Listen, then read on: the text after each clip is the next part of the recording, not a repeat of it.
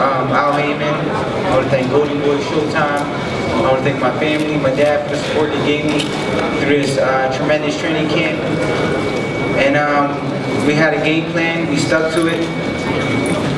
And you know, we worked hard tremendously for 10 weeks, and I knew if I just stood focused, don't let nothing get in my head, tunnel vision, and that's what I brought to this fight. I stood disciplined, I got the job done, I'm happy, the fans enjoyed the fight, and until the next one, you guys know what I bring to the table.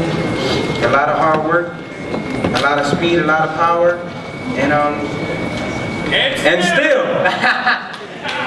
still WBC, WBA Ring Magazine, super lightweight champion of the world, Garcia. Thank you all. Given I have to admit, you picked Danny, and I said I'm going to point you out at the post-fight press conference, and here I am pointing you out. Thank you. Well done. Thank you very much. Danny, a couple things. First of all, you kind of started slow and your dad yelled at you and said, you know, wake up, you know. Basically, what was going on in the early rounds? It seemed like, you know, you weren't the way you were in the last 9 or 10 rounds. You know, I knew I had 12 rounds to work with. I didn't want to go in there and shoot everything I had in the first 6 rounds because I know he's dangerous in the early rounds. He's a strong puncher, so I knew if I just use my legs a little bit, make him miss, and I'll get him at the end. And I know, you know, you fought a fight 2 weights below where Floyd was, but do you feel like you did enough in your performance tonight to see yourself matching with Floyd the next time out? You know, I really don't know. At the end of the day, I'm just a fighter. They come to the fight with a big heart, and you know, I come to give the fans what they want. And you know, if Golden Boy, Al Heyman, and them guys want that, then I'll do it. But it is what it is. Two other questions then, Danny. How good did it feel to get the knockdown? Because everybody was saying, you know, Lucas was such a hard puncher, was going to blow you out, and here you knocked him down, and he never hurt you. Seriously hurt you. See, I faced adversity before.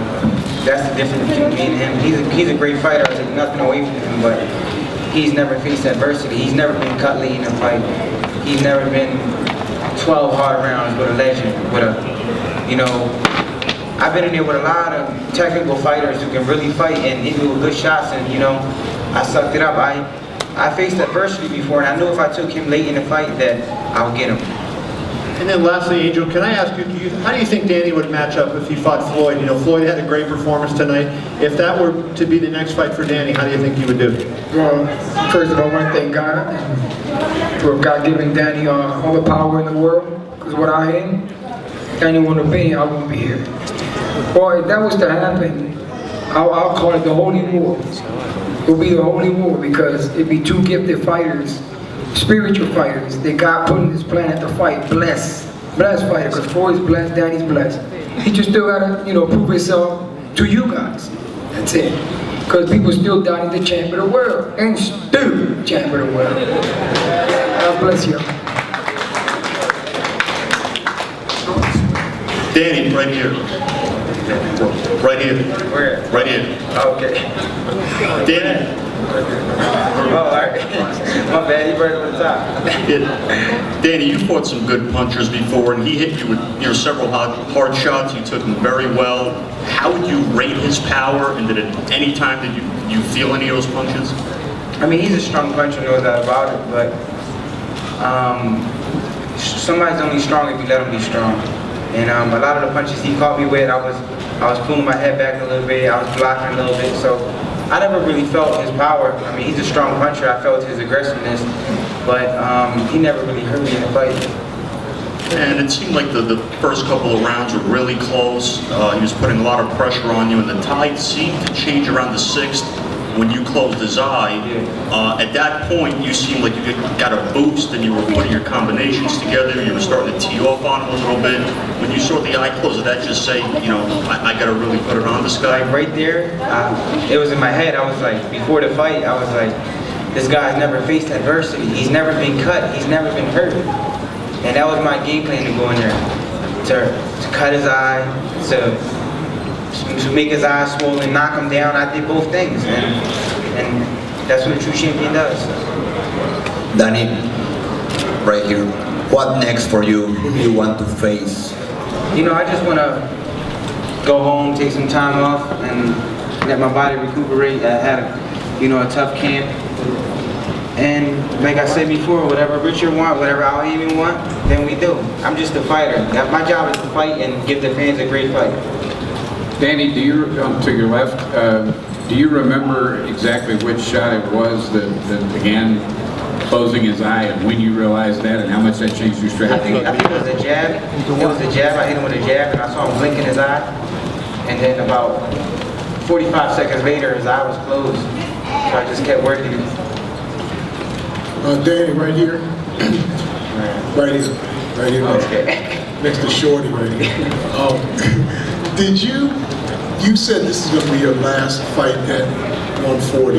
Is that because you feel like you've cleaned out the division and you wouldn't be as motivated to stay here and you need a challenge? No, I'm always motivated. I'm a self-motivated person. Nobody has to wake me up and tell me nothing. I know what I gotta do. But hey, I beat the best fighters at 140. What else you want me to do? I beat everybody at 140. I beat 2 guys I wasn't supposed to beat, and I beat them in fashion.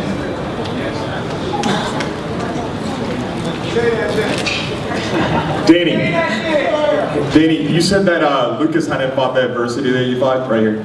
How important were fights with Amir Khan and Zab Judah for you being ready for this fight tonight? I mean, every fight's a very important fight because you're gonna grow. And those 2 fights were real technicians, they were real technical boxers. So I feel like every fight to this fight led me to this fight. And the experience, like I said before, I'm only 25, but that was my 5th championship fight. I'm starting to feel like a young veteran in the game. Hey Danny, did the fact that everyone was picking Matthysse to knock you out, did that inspire you at all tonight? Nah, because at the end of the day, I had tunnel vision. I don't really pay attention to the media. I don't really care what people say about me. I know what I can do. My dad knows what I can do. He believes in me. And as long as my kid believes in me and I believe in myself, no one can beat me. Thank you. Hey Danny, we talked about this last week. You've been the underdog in so many fights. What happens when you become the favorite? How do you treat that? I mean, like I said, I'm gonna approach it the same way. Hard work in the gym, stay disciplined, live a good life, and go out there and get the job done. I don't pay attention to the media.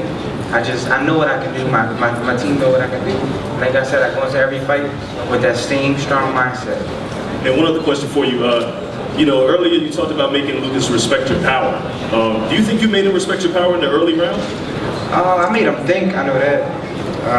A lot of people didn't think I could move the way I was moving in there. I brought the Philadelphia out of me right there.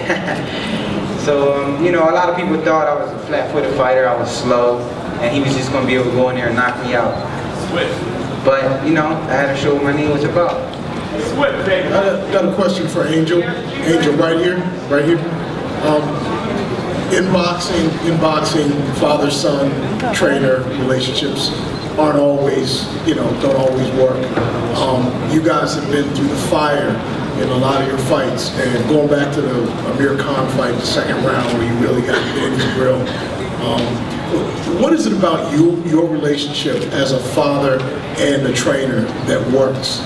Well, the first thing is love is too strong. I love Danny so much. People don't understand that. Yeah, I love the hell out of Danny. What you want me to say? It's my son. I love all my children. Listen, I will never sell Danny out for nobody. I love my children too much. I struggle with what I have. I struggle to give them.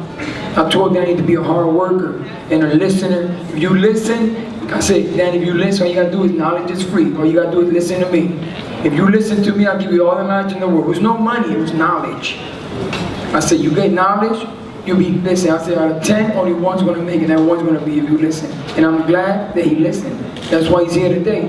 This didn't start one day when he was 14, 16, went to the gym, and he went to the gym, all of a sudden he wanted to fight. This started when he was a child. This was a dream. Nobody believes this. This ain't just started. People say, oh, well, you don't know how to train. Listen, I'm the most underrated trainer there is, and he's the most underrated fighter there is. And you guys still ain't gonna give him credit, but it doesn't matter to us, because we still undefeated.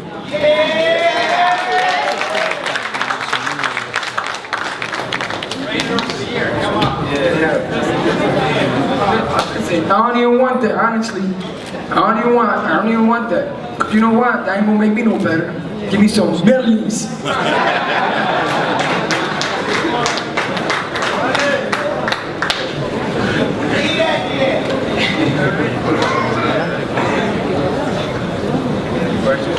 All right. Questions? Any other questions? There is one more there, okay? ¿Puedes hablar una palabra en español para los seguidores en Puerto Rico y toda Latinoamérica? Can't hear the question. Will you speak a little bit in Spanish for your followers in Puerto Rico and all Latin America? You need the mic. You need the mic. Can't hear him. No, you need the mic. Can't hear him. He said comment. What Danny comment on the comment. Anything you want. Say it. La pelea fue bien difícil, pero yo entreno bien duro y gané la pelea. Y gracias a todos los latinos que apoyan.